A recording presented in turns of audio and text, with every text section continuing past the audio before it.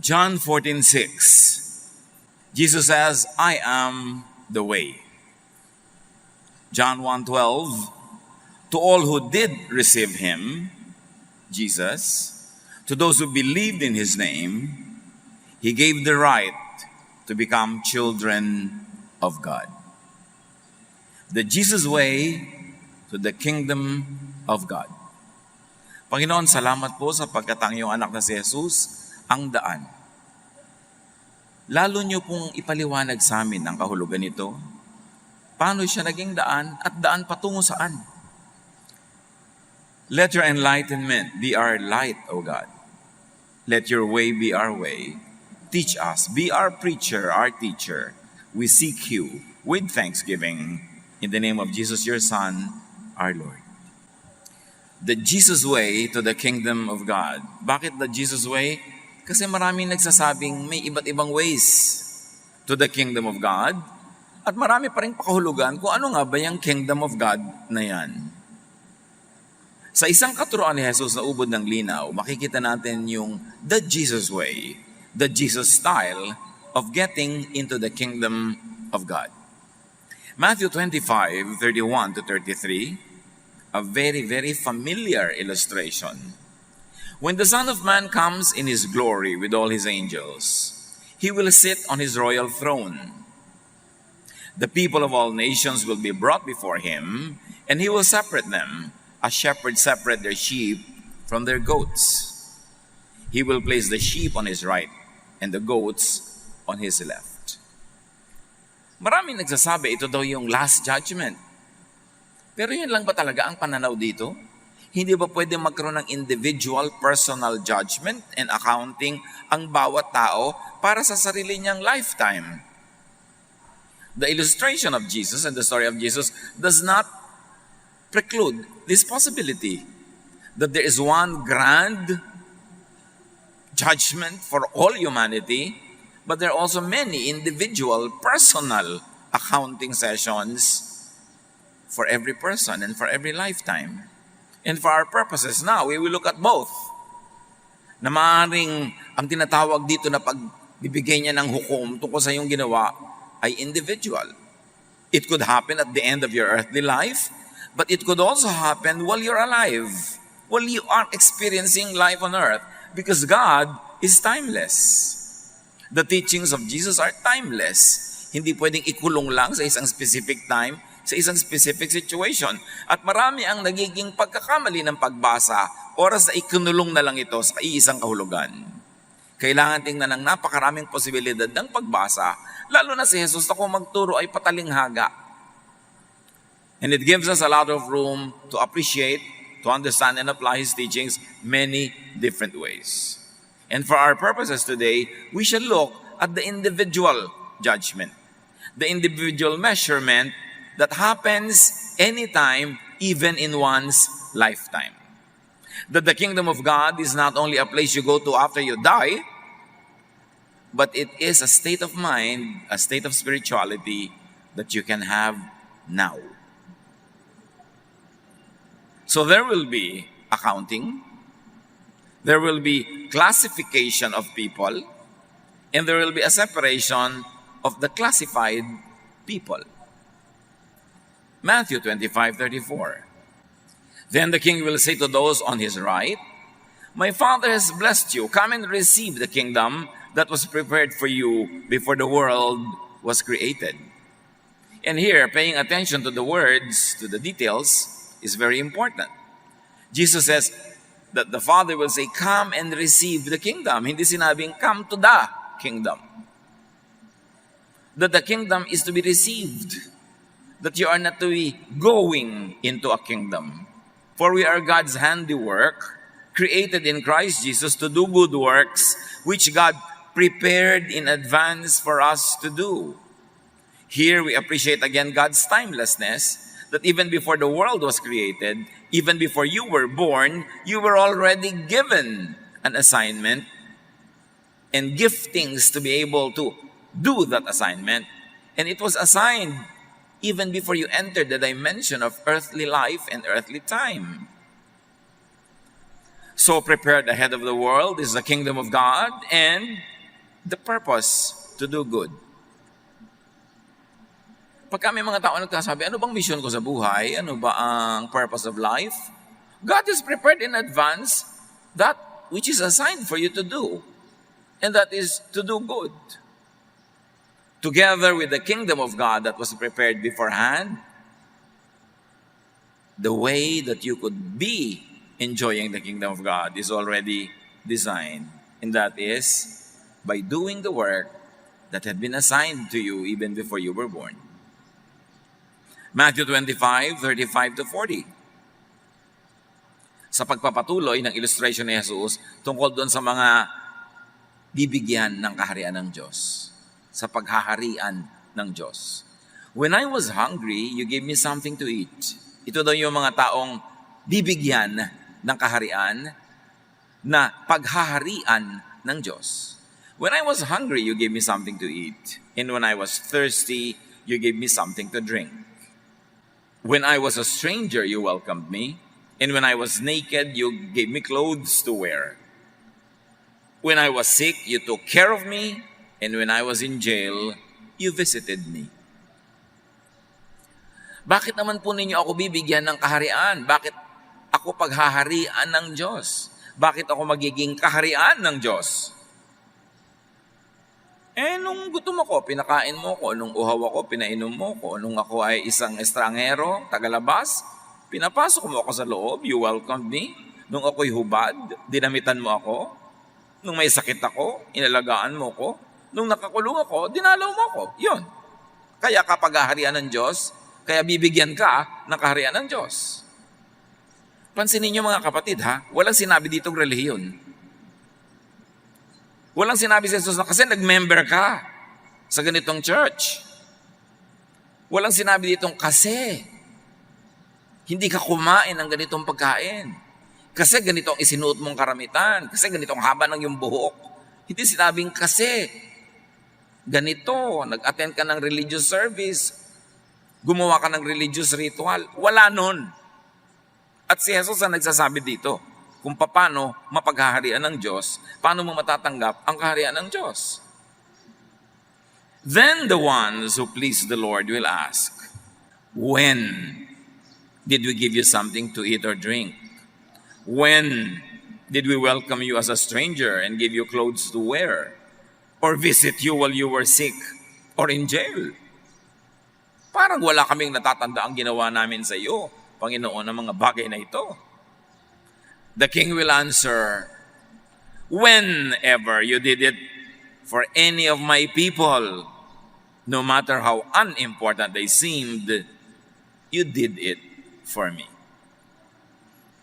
Kailan naman namin po kayo ginawa ng mga bagay na yan? Wala kaming maalala. Aba, lahat ng ginawa nyo para sa mga mumunting tao, maliliit na tao, kahit mukha silang hindi mahalaga, yun ay ibinibilang na ginawa para sa akin, kaya ako ang magagantimpala. At dito malinaw na malinaw ang katuruan ni Jesus. Walang kaguluhan ng mga doktrina ng mga sekta na nag-aagaw-agawa na sila ang tamang daan patungo sa kalangitan ng Diyos. Walang mga nagpapagulong mga turo, mga iba-ibang version ng Biblia, mga iba-ibang mga paliwanag. Sinabi ni Jesus ng ubod linaw, the way to receive the kingdom of God is in giving to the needy. Beyond religious identity, without religious identity. Siyempre, ang mga relihiyon, kanya-kanya ng pag-angkin sa Diyos, kanya-kanya ng pagsabing sila lang ang daan, kanya-kanya ng pagsabing sila lang ang tama. Pero sabi nila yun. Ito ang sinabi ni Jesus, paano kapag haharian ng Diyos? Paano mapapasayo ang kaharian ng Diyos? Gumawa ka ng mabuti sa kapwa. Huwag niyo yung guluhin ng mga turo ng kung sino-sino, kahit mga teacher na nakalagay pa sa loob ng Biblia ang mga katuruan nila. Si Jesus ang nagsasabi, the Lord of Lords, the King of Kings, the Son of God. Sabi niya, ito ang paraan para matuwa sa iyo ang Diyos at pagharian Kanya. Feeding the hungry, giving drink to the thirsty. At ito hindi lang physical hunger and thirst, ha? Maraming emotionally hungry, emotionally thirsty. Kailangan ng pansin, kailangan bigyan mo ng halaga. Kasama yun. Kasi ito isang talinghaga. lahat ng uri ng gutom at uhaw ng mga deprived na binibigyan mo ng halaga, natutuwa sa iyo ang Diyos. Welcoming strangers. Hospitality, which really means giving shelter to those who are exposed to danger. Because nung araw, wala namang mga hotel. Nung araw na sinulat ng mga verses na ito, pag pumunta ka sa isang bayan, pag walang nagpatulog sa iyo sa loob ng bahay niya, wala ka tutulugan. Exposed ka sa mga masasamang loob, exposed ka sa elements, exposed ka sa weather, at wala kang kakainan, wala namang mga restaurants. Kaya napakahalaga nun yung welcoming people. It only means they are weak. Banyaga sila sa iyong lugar. Ikaw strong, may bahay ka doon. So ang nakakatuwa sa Diyos ay ito, yung lakas mo, gamitin mo para palakasin ang mahina. Ezekiel 16:49, tungkol sa tunay na kasalanan ng Sodom at Gomorrah, na nililito ng mga iba't binabalibaligtad nila, ito ang kasalanan ng Sodom at Gomorrah. Now this was the sin of your sister Sodom. She and her daughters were arrogant, overfed, and unconcerned. They did not help the poor and the needy. You see, consistent sa tinuturo ni Jesus. Kaya pinaulan na ng apoy, naging parang impyerno ang Sodom at Gomorrah, hindi dahil sa tinutukoy nilang akala mo mga sexual sins doon. Ito malinaw ang Ezekiel 16:49. Hindi sila mabuti sa foreigners.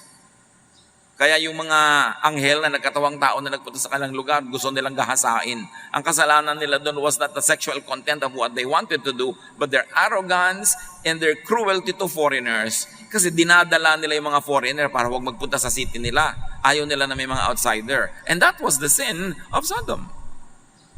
The Jesus way to the kingdom of God is clothing the naked. At laging hindi lang to physical.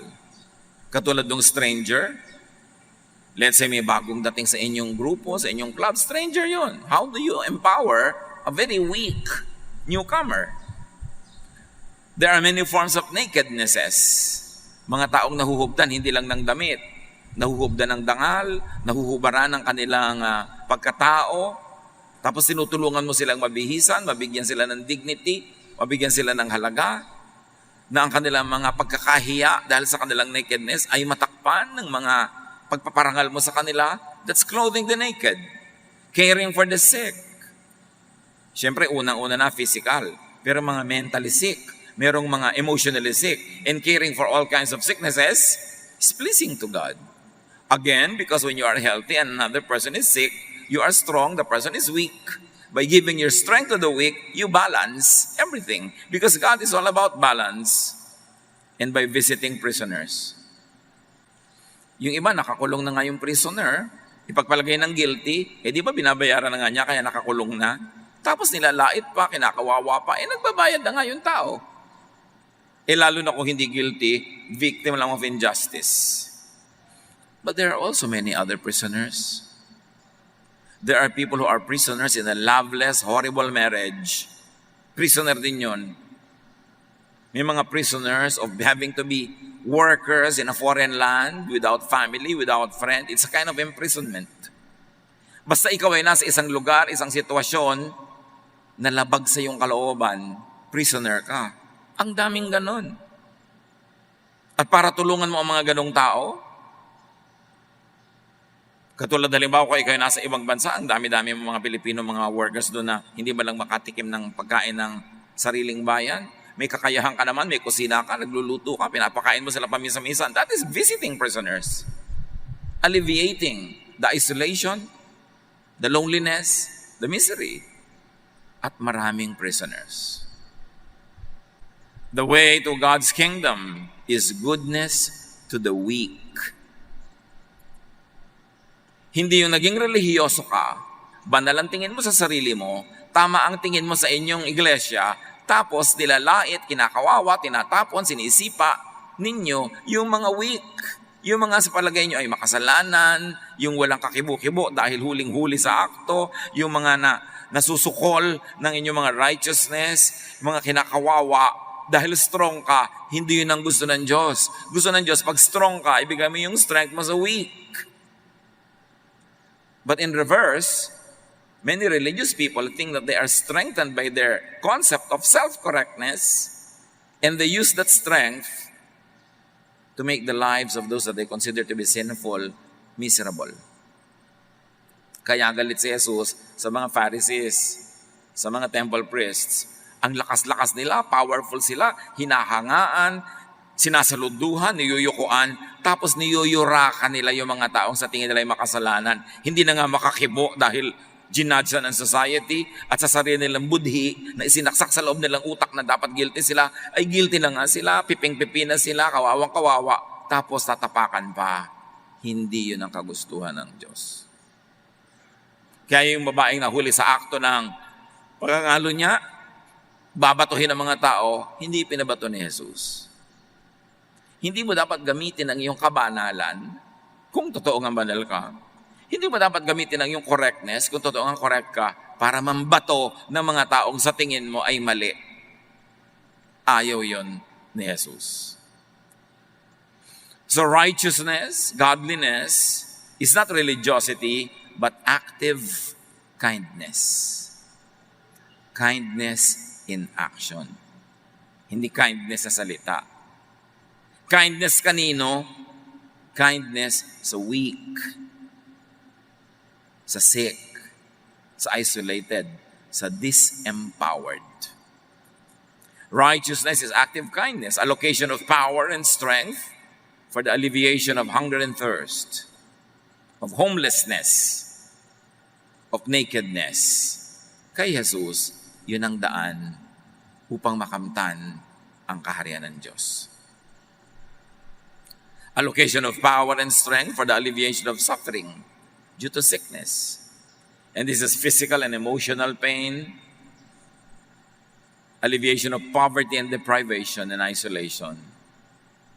Ang bait-bait ng Diyos na ipinapakilala ni Jesus.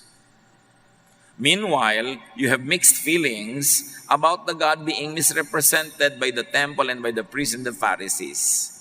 God na laging galit, God na laging nagpaparusa, God na laging nagpapahiya. Pero nang pagdating ni Jesus, ipinakilala niya ang tunay na imahen ng Ama. In Him, the fullness of the deity lived in bodily form. And in and through Jesus, all the goodness and kindness of God is revealed. Because that is hidden by the priests. Ang inilalabas lang nila, yung galit, yung mapagparusa, kailangan lagi kang mag-offering, kailangan lagi kang maghandog, kailangan lagi kang magpatira pa, because that empowers the temple. Of course, the more sinful you consider yourself, the more you empower the religious people who consider themselves more righteous than you are. So napakahalaga ng major concern ng pagtuturo ni Jesus tungkol sa kingdom of God. Allocation of power and strength to alleviate suffering due to imprisonment, due to probable injustice, and even to justice. Nagbabayad na nga, prisoner na nga. Hindi pa ba sapat yun? Kailangan pang liitan mong pagtingin. Tapos, nagdusa na nga, paglabas, ang tawag ko pa, ex-convict. Hindi na ba siya makakalaya? Nagbayad na nga siya. Suffering due to isolation, due to stigmatization and branding. Ayaw ni Jesus ng lahat ng yon na nagkukulong sa tao. Hindi niya tuloy mahanap ang tunay niyang lugar, ang kanyang tunay na kabuluhan, at ang tunay na kapayapaan. Malawak ang saklaw ng turo na ito ni Jesus kung paano nakakamit ang paghahari ng Diyos. Hindi ito dapat ilimit lamang sa end times judgment, kasi parang ang layo pa, therefore hindi pa siya immediate, pwede mo pang hindi pakialaman ngayon. At sabi niya, sabi daw noong Ama, come and receive the kingdom that was prepared for you before the world was created. But remember, there's another preparation. The good works that you have to do was also prepared before you were created. Hindi naman sinabing, come to the kingdom, but receive the kingdom. May pagkakaiba doon. This particular kingdom is not a place. Because you do not receive a place, you get received in a place. This particular kingdom is something you can receive, something you can accept personally. This particular kingdom, the kingdom of God, that Jesus is talking about in this story, is something you can accommodate in you, in your mind, in your heart, in your thoughts and feelings. The kingdom of God, the kingship of God, ang kaharian ng Diyos at ang paghahari ng Diyos na tinutukoy dito ni Jesus ay isang bagay na maaari mong tanggapin sa iyong isip, sa iyong puso. Therefore, isang bagay na maaari mong madama. Na kung ikaw ay pinaghaharian ng Diyos, nadadama mo ang paghahari ng Diyos. Hindi mo na kailangan mamatay ang katawan para ito madama. Ngayon na pagka ikaw ay matulungin sa kapwa, pinagpapala ka ng Panginoon ng kapayapaan, katahimikan, pinaghaharian Kanya. Imbes mga impakto ang naghahari sa iyo ay ang Diyos. Therefore, ang bunga nun, kapayapaan, katahimikan, kapahingahan na siyang ipinapangako ni Jesus. Sabi niya, "Come to me, all of you who are tired and heavy laden, and I'll give you rest." At yung rest na yun, ang kaharian ng Diyos, paghahari ng Diyos sa puso mo. Hindi isang lugar sa likod ng mga ulap. Hindi isang lugar na pupuntahan mo palang pag namatay ka na. Isang bagay yan na dapat ngayon pa lang tinatamasa na kung inuunawa natin the Jesus way.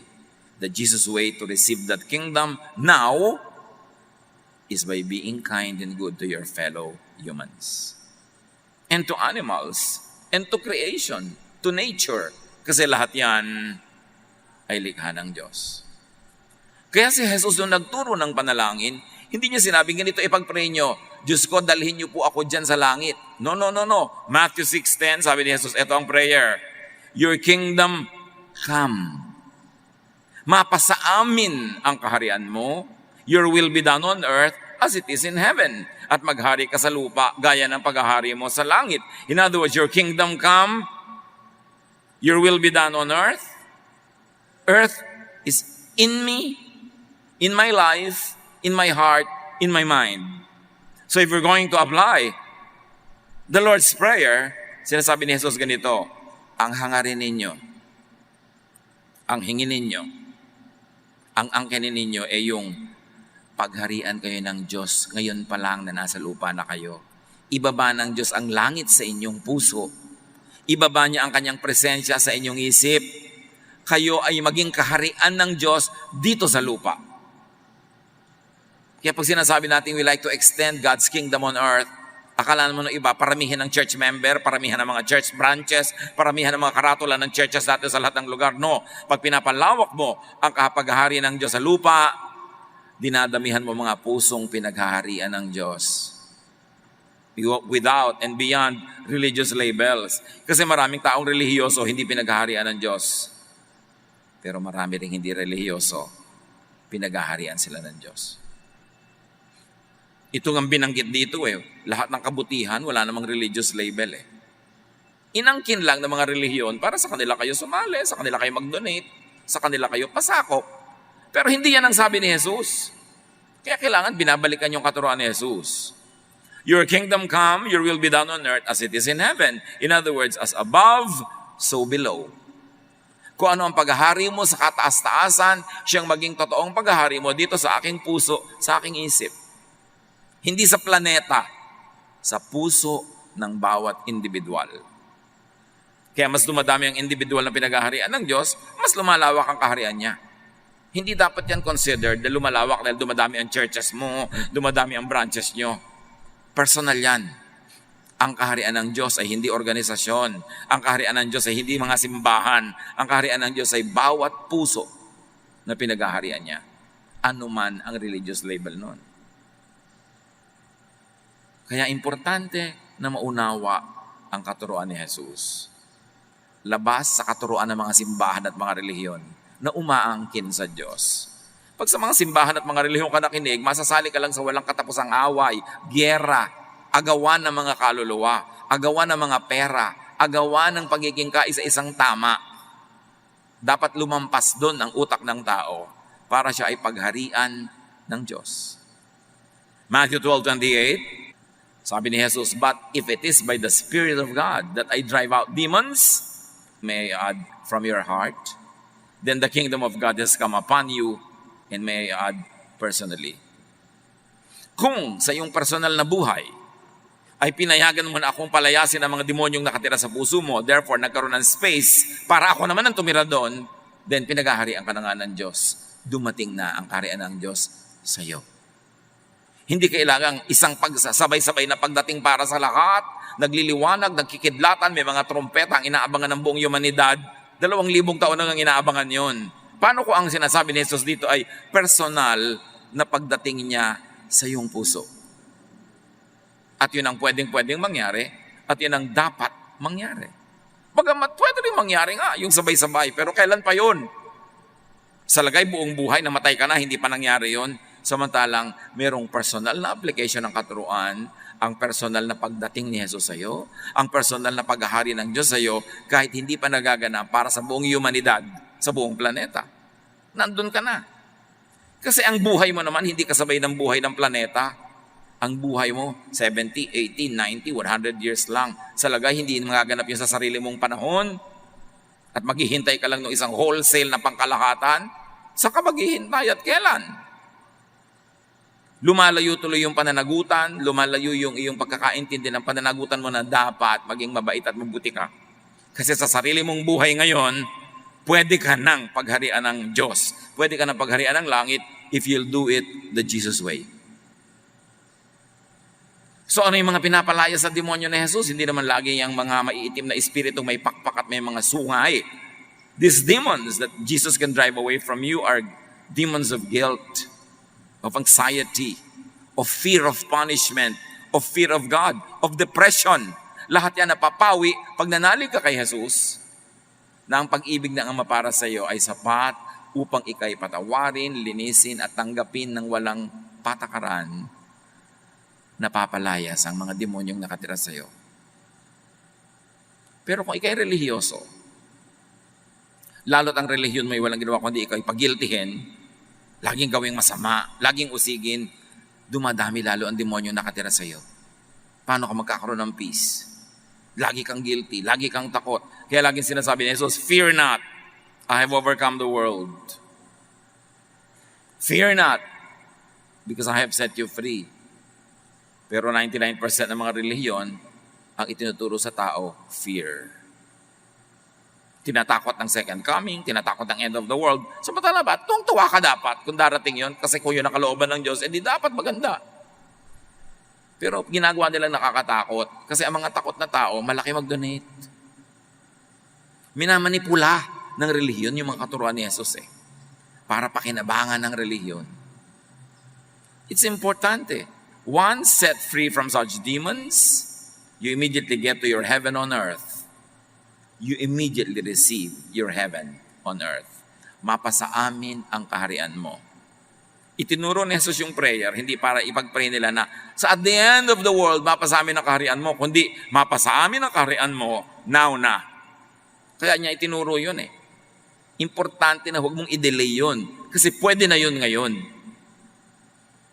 There's the law of impenetrability. Only one thing occupies one place at one time. So if your heart is filled with guilt and fear, filled with your demons, there's no space for the peace of Jesus. That's why those have to be driven out and Jesus has to be accepted into the heart. At hindi lang yung isang formula pray, umuko ka, takapin mo si Jesus, tapos yun na. Kailangan naiintindihan mong ibig sabihin na, ano bang ibig sabihin na tinatanggap si Jesus? Tinatanggap pa kanyang katuruan, ipinapamuhay ang kanyang katuruan, at ang magiging bunga is your heaven on earth. Thy kingdom come. The will of the Father happening in your life now. Importanteng maunawa. 1 John 4:18. A real love for others will chase those worries away. The thought of being punished is what makes us afraid. It shows that we have not really learned to love. So you see, the thought of being punished is what makes us afraid. It drives away the kingdom of God. It drives away the kingship of God in our lives because it is fear that rules our lives. Kaya inaalis ni Lord yung fear. Fear of punishment. So, kung ikaw nasa Panginoon, huwag mo na laging isipin yung impyerno, huwag mo na laging isipin yung punishment, pinapalo ako ng Diyos, tuwing nagkakaroon ng mga paghihirap, pinapalo ako ng Diyos. Hindi mahilig mamalo ang Diyos. Mahilig siya mag-bless. Pero ang tinuturo lagi ng mga religion, pinapalo ka. Kasi hindi nila maipaliwanag sa'yo na despite your membership, despite your donations, despite your pagdurusa, ba't hindi ka pa rin masaya? So, ikaw pa rin na may kasalanan kasi siguro may kasalanan ka. Sister, kaya may sakit ka, baka may kasalanan ka. Dadalawin ka ng visitation group para ka lang usigin. Nakaka-brain damage ang relihiyon na wala sa tono ni Jesus. Nakaka-brain damage ang relihiyon na hindi nakaayon sa pag-ibig ni Jesus. Ang relihiyon na hindi nakaayon sa pag-ibig ni Jesus ay malupit, mapagparusa, mapagpuwera, mapagpalo, mapanisi, mapagsumbat, at hindi yan si Jesus. That is not the kingdom of God. That is not the kingship of God. 1 Peter 4:8, most important of all, you must sincerely love each other because love wipes away many sins. Pastor, kahit po anong gawin ko, nagkakasala pa rin ako. Anong gagawin ko? Paparusahan pa rin ako ng Diyos. Pastor, kahit ano pong dasal ko, may mga tumatawid pa rin mga isipin sa aking utak at may mga na-imagine ako kung anong bagay. Paparusahan ako ng Diyos. Pastor, ano pong gagawin ko para ako makatiyak na mahal ako ng Diyos? Sinabi na ni Jesus, no? Pakainin mo yung mga gutom. Painumin mo yung mga uhaw. Damitan mo yung mga hubad. Dalawin mo yung mga sakit. Pakainin mo sila, tulungan mo sila, mahalin mo sila. At iyon ang maghuhugas sa iyo mga kasalanan. Because love covers over a multitude of sins. 1 John 4:7-8, we must love each other. Love comes from God. And when we love each other, it shows that we have been given a new life. We are now God's children. And we know Him. God is love, and anyone who doesn't love others has never known Him. Ano pong gagawin ko para hugasan ang kasalanan ko? Magdodonate po ba ako? Magsisisi ba ako? Hahampasin ko ba ang aking sarili? Mag-aayuno ba ako? Hindi yan ang sinabi sa ni Jesus. Sabi niya, feed the hungry, clothe the naked, accept the outsider, love the unloved, and the kingdom of God will be upon you. Luke 17:20-21. Once being asked by the Pharisees when the kingdom of God would come, at yan ang laging tanong, kailan po ba pag-ahari ng Diyos? Kailan ba ang end of the world? Kailan ba lahat? When? Jesus replied, the coming of the kingdom of God is not something that can be observed. It is not an event. It is not something that can be seen and say, the kingdom of God is coming. Nor will people say, here it is, or there it is. It is not a place. Because the kingdom of God is in your midst. The kingdom of God is within you. Kailan po ba ang kingdom of God darating? Nung nanalig ka kay Jesus at ang pananalig mo sa Kanya ay nagbura ng lahat ng makasalanan mo at ang pananalig mo sa Kanya ngayon ay nagbibigay sa iyo ng lakas to actively love people, dumating na sa iyo ang kingdom of God. Sabi ni Jesus, anong when? Hindi yan event na may schedule.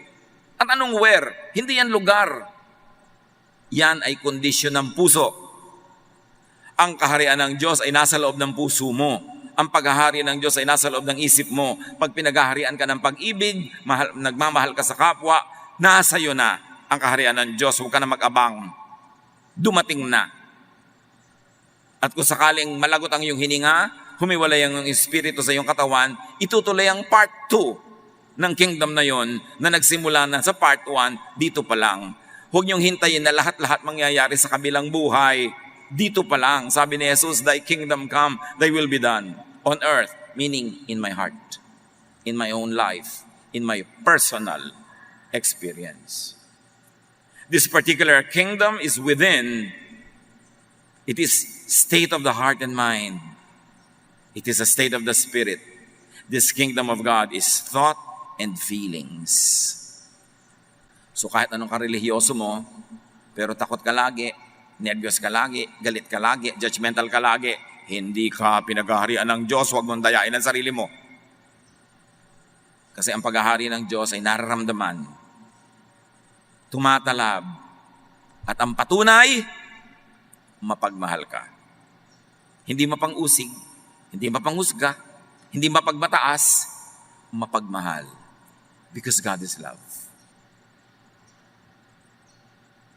It cannot be observed outside of the person. Only the person knows it. And the only way that it could be observed is when it bears fruits. Fruits of kindness, fruits of goodness, fruits of peace. It is by loving, it is by doing good to others that you receive this particular kingdom of God. It is through loving that you receive the King, that you receive Jesus. John 1:12.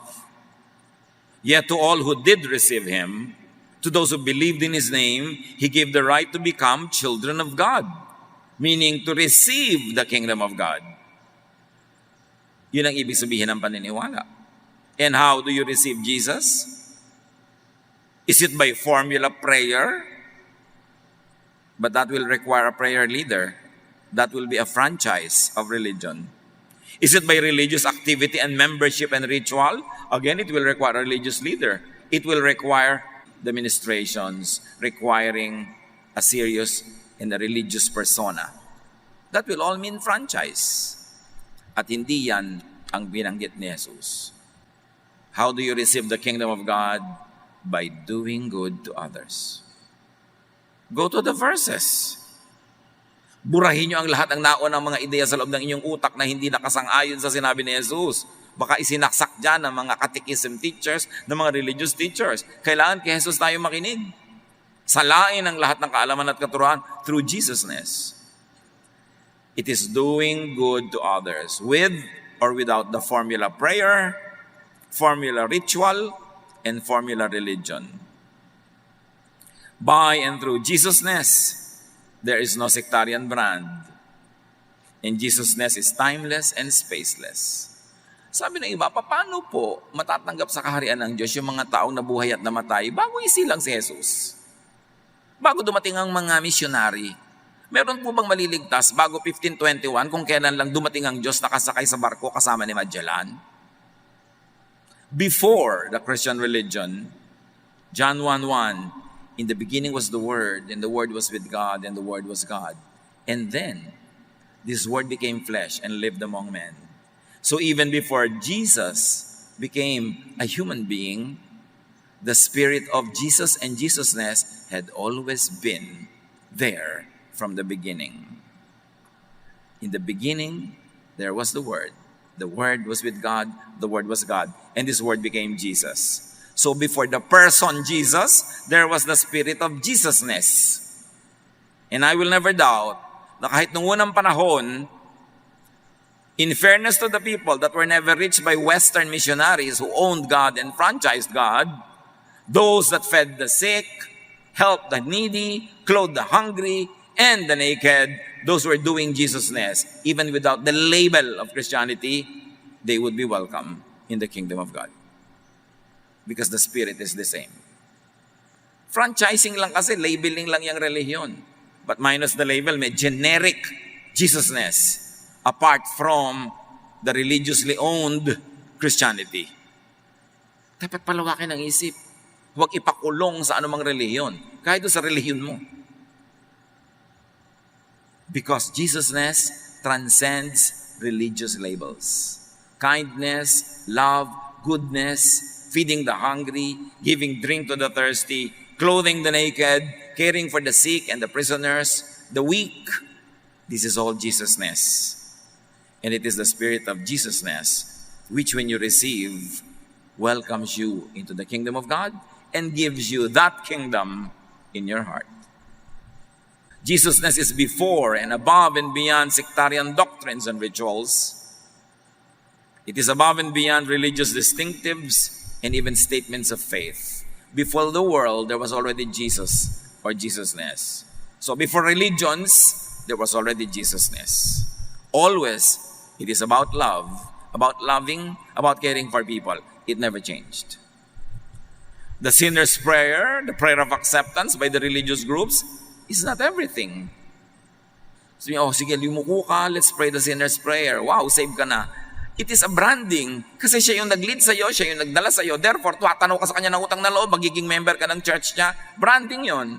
But even without that, if you were doing things the loving way, you already have Jesusness, even before a religious encounter with any sect, any congregation, or any religion.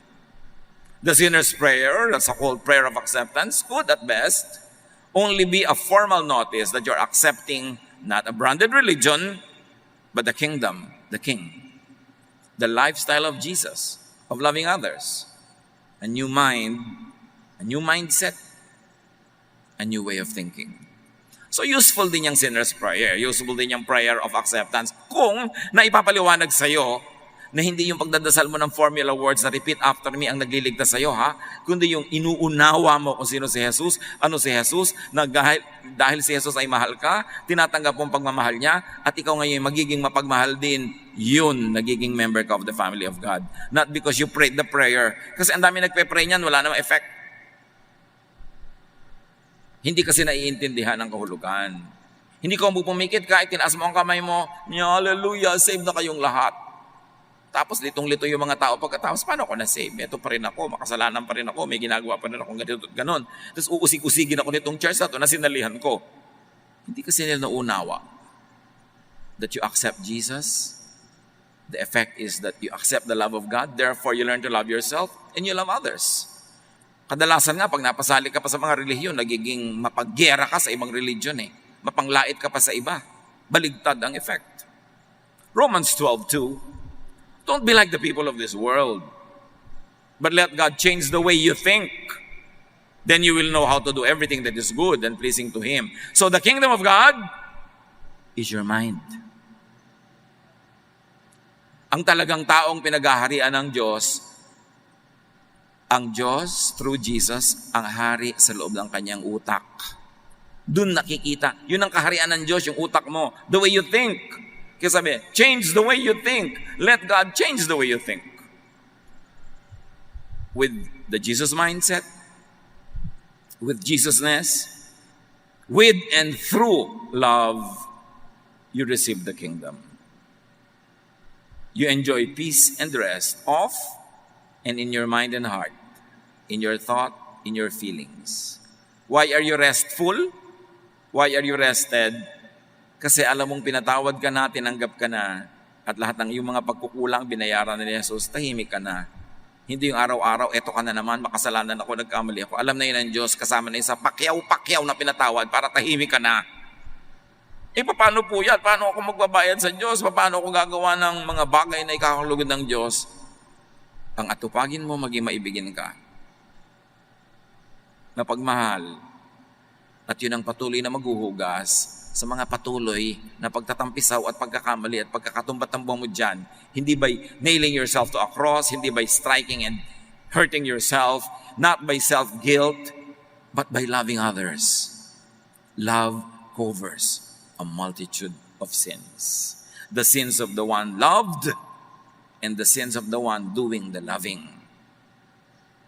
Ngayon, yung kabilang grupo, Matthew 25:41-46. Then the king will say to those on his left, remember the goats and the sheep, get away from me. You're under God's curse. Go into the everlasting fire prepared for the devil and his angels. I was hungry, but you did not give me anything to eat. And I was thirsty, but you did not give me anything to drink. I was a stranger, but you did not welcome me. And I was naked, but you did not give me any clothes to wear. I was sick and in jail, but you did not take care of me. Sabi ng Diyos, pumunta ka doon sa punishment. Bakit? Hindi niya sinabing, dahil hindi ka member ng religion na ito, dahil hindi ka nagpabaptize, dahil hindi ka nagganito, dahil hindi ka nagsuot ng ganitong damit. Hindi yon. Sabi niya, hindi ka maibigin. Doon ka sa kabila. Then the people will ask, Lord, when did we fail to help you when you were hungry or thirsty or a stranger or naked or sick or in jail? Hindi namin gagawin yan sa iyo, O Diyos. Never. Bakit mo naman sinasabing ginanyan ka namin? Para yung isang church sa ibang bansa, yung bagong pastor, na hindi pa kilala ng congregation, pinili lang ng board nila, nagpanggap siyang pulubi. Nandun siya sa labas ng church, mukha siyang mabaho, gutom, lahat ng nagsimba, walang pumansin sa kanya. Tapos pumasok siya, pinapaurong pa siya ng mga usher sa likod, sa gilid. Ayaw siyang papuntahin sa front. Tapos nung nagpakilala siya, bigla siyang tinanggap, bigla siyang pinakain. Ito sinasabi ng Diyos. Pag ginawa mo yan, sa tingin mo ay maliliit na tao kaysa sa iyo, ako ang nagdaramdam. Ako ang sisingil sa iyo. Kayong mga relihiyoso, ang galing-galing niyong magpakabait sa harap ng mga sa tingin ninyo ay relihiyoso din. Pero ang galing-galing niyong mag-snub sa mga iniisip niyo makasalanan, mga immoral. Sabi ni Jesus, ano man ang ginagawa niyo sa pinakamaliliit na tao ang tingin niyo, maliit sila sa tingin niyo, ako ang nagdaramdam. The king will say to them, whenever you failed to help any of my people, no matter how unimportant they seemed, you failed to do it for me. Yung pastor, busog na, regalo pa kayo ng regalo, tapos ang dami-dami mga member na walang kinakain, hindi nyo malang mabigyan. Bigay ng mga love gifts sa pastor, pero yung mga singer, yung mga musician, yung mga aasyaret dyan na halos walang pamasahe pagpunta, hindi malang maabutan. Nagkakandara pa kayo sa pagpapapogi dun sa mga kilala na, tapos yung mga hindi kilala, binabaliwala. Sabi ni Jesus, dinaramdam ko yon. Inililista ko yon. Then Jesus said, those people will be punished forever, but the ones who please God will have eternal life. So the way to the so-called hell, the so-called everlasting fire, is not feeding the hungry, not failing to do a religious ritual, not giving drink to the thirsty, not welcoming strangers, meaning inhospitality, not clothing the naked, not caring for the sick, not visiting prisoners. To Jesus, the way to hell is non-goodness to people, non-goodness to the needy and the weak. To Jesus, the way to hell is formal religiosity without practical love in action. Puro relihiyon, puro sermon, puro verses, puro study, walang pag-ibig, walang charity, wala. Kaya galit na galit si Jesus sa mga relihiyosong panlabas lang. Matthew 23:15, woe to you, teachers of the law and Pharisees, you hypocrites! You travel over land and sea to win a single convert, and when you have succeeded, you make them twice as much a child of hell as you are. Sabi, sumpain kayo. Lagot kayo, mga relihiyoso. Mission pa kayo. Paakyat-akyat kayo ng mga bundok, patawid-tawid kayo ng mga dagat. Pero pag may na-convert kayo, kawawa lang yung na-convert nyo. Dinodoble nyo ang paghihirap ng loob. Pinapagiltin nyo lang. Ine-exploit nyo, inaalila nyo, hinuhutotan ninyo. Dobleng impyerno pa ang napupunta sa kanilang buhay. Wala namang buting idinudulot sa buhay nila ang inyong pagtuturo at pagmimisyon at pagko-convert. Lalo lang silang nagigilty, pinapagilty nyo, lagi nyo pinapagalitan, tinuturuan nyo sila maging hypocrite kasi oras na may nakita kayong kasalanan nila, ititiwalag ninyo, sisipain ninyo. So, napupwersa silang magpanggap. Sabi na doble ang paghihirap nila dahil dinapuan nyo, buti pawag na lang. Matthew 23:13, you Pharisees and teachers of the law of Moses are in for trouble. You are nothing but show-offs. You lock people out of the kingdom of heaven. You won't go in yourselves, and you keep others from going in. Kita niyo sabi ni Jesus, kayong mga relihiyoso kayo. Pinagsasarahan nyo ng kaharian ng Diyos sa mga tao kasi hindi naman sa kaharian ng Diyos nyo sa pinapapasok. Pinapapasok nyo sila sa kaharian nyo, sa relihiyon ninyo, sa kontrol nyo. Napapasama sila. At paano nyo sila papapasukin sa kaharian ng Diyos? Kayo mismo hindi pumapasok. Sabi ni Jesus, sino ang mga ito? These were the established, official, religious leaders of Israel. na sinasabihan ni Jesus. Kaya napakaraming kapahamakan sa loob ng mga relihiyon pag hindi Jesusness ang umiiral. Pag Mosesness, pag Phariseeness, kawawa ka lang, buti pa huwag ka na lang magrelihiyon. Huwag ka na lang mag-serve. Kasi after 19 years of service, nagkamali ka, nadapa ka, yung mga pinaglingkuran mo ang unang-unang tatapak sa'yo, yuyurak sa'yo, at magtitiwalag sa'yo. Because napaka-ungrateful ng Pharisaic church. Lahat ng kabutihan mo sa isang pagkakamali mo, lilimutin nila at ititiwalag ka. Hindi ito ang kapatiran na pinangungunahan ni Jesus. Ito'y pinangungunahan ng mga Pharisees. Pinaghaharian ng Mosesness, not Jesusness. So ano sasabihin sa kanila? Matthew 25:41. Then the king will say to those on his left, "Get away from me." Really meaning, get away from my peace, my rest, my blessing. The truth is, hindi sila itinataboy.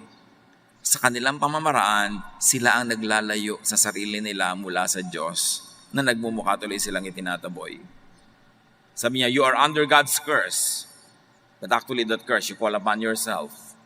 Your lovelessness is a curse. Your lovelessness makes it hard for you to have peace and rest in your heart, in your life. Your lovelessness gives you hell. So what is hell on earth? Lovelessness. Bakit? Pag hindi ka maibigin, lagi kang galit. Pag hindi ka maibigin, wala kang inuunawa, lahat kinokondem mo. Pag hindi ka maibigin, lahat inaaway mo. Pag hindi ka maibigin, lahat masama, lahat may mali siya ka. So hell ang buhay mo pag hindi ka maibigin. Pero pag maibigin ka, nauunawa mo, nahuhugasan mo, natatanggap mo, ikaw ang beneficiary kasi ikaw ang tahimik. Kaya yung taong hindi maibigin, may dala-dala siyang impyerno sa loob ng puso niya kahit siya magpunta. Pero yung taong mapagmahal, may dala-dala siyang langit, kaharian ng Diyos, saan man siyang lugar mapapunta. Ito ang pinag-uusapan ng Kingdom of God here on earth. In your mind, in your heart, sino ang naghahari? At sabi ng Diyos sa kwento, go into the everlasting fire prepared for the devil and his angels. Which really means go into timeless suffering. Even in your earthly life, mag-suffer ka na. At ang tao talaga hindi maibigin, hindi niya kailangan mamatay para pumunta sa impyerno. Impyerno na ngayon pa lang ang buhay niya. Dapat nating i-delineate yung kabilang buhay at buhay ngayon. Yung kaharian ng Diyos dito at doon sa kabila. Yung impyerno dito at doon sa kabila. It is by not doing good to others, by not changing your mind into kindness to others, that you do not receive the kingdom of God, the King, or Jesus in your earthly lifetime. Romans 12:2, don't be like the people of this world, but let God change the way you think. Then you will know how to do everything that is good and pleasing to Him. You will know how to have heaven on earth. What doctrine opens and brings the kingdom of God? What doctrine gives eternal life? It is Jesusness. In the person of Jesus, and beyond that person, in the spirit of Jesusness. Doing good to others, especially the needy. Si Zacchaeus, napakaraming kasamaang ginawa sa kapwa-tao. Chief tax collector, maraming dinaya, maraming ninakawan. Pero nung naunawa niya si Jesus, nagkaroon siya ng pagbabagong loob. There's a changing of mind. At sabi niya kay Jesus, lahat po ng dinaya ko, ibabalik ko, may interest pa. At tapos yung kayamanan ko, yung natira, ibibigay ko sa mahihirap. Bigla siya naging maibigin. At sabi ni Jesus sa Luke 19:9, Jesus said to Zacchaeus, today, you and your family have been saved. Today, Hindi sa eternal life, hindi next time, hindi end of the world. Today, you have been saved. You have been saved from your unloving heart. And therefore, you have been saved from your misery, from your guilt, from your discomfort. You have been saved because you are now loving. Kindness to others is the Jesus way to the kingdom of God. kindness to others is the way of the kingdom of God. Kung nalilito, simplify. Just do what is loving and you cannot be wrong. Naku po yung anak ko, Pastor, marami pong kasalanan. Gusto ko pong itakwil kasi nakakahiya sa church. Loving ba yun? Sarili mo anak, itatakwil mo. Hindi po. Huwag ka na malito. Magignanay ka na lang. Mahalin mo na lang yung anak mo. Huwag mong unahin yung mga doktrina ng mga churches na yan. Dahil sa kabilang church, iba na naman yung doktrina. Sa kabila, iba na naman yung doktrina. Pag sinunod mo lahat yan, malilito ka lang. Huwag kang magpalito. Just be loving. That is the Jesus way. Lord, salamat. Dahil kayo po ay simple. At simple lang ang paraan para tanggapin ang inyong paghahari. Maging maibigin kami. Tanggapin namin ang pag-ibig nyo through Jesus. Kung kami palito sa mga complicated doctrines, ang ending lang naman ay laging marumi pa rin kami, masama pa rin kami, kulang pa rin kami, guilty pa rin kami. This is not what you want for us. You sent your Son Jesus to save us, to cleanse us, and to give us peace. Teach us to enjoy that peace. And when we are confused about what to apply, what to do, teach us to be simple. Do what works, do what is important, to be loving and to be kind.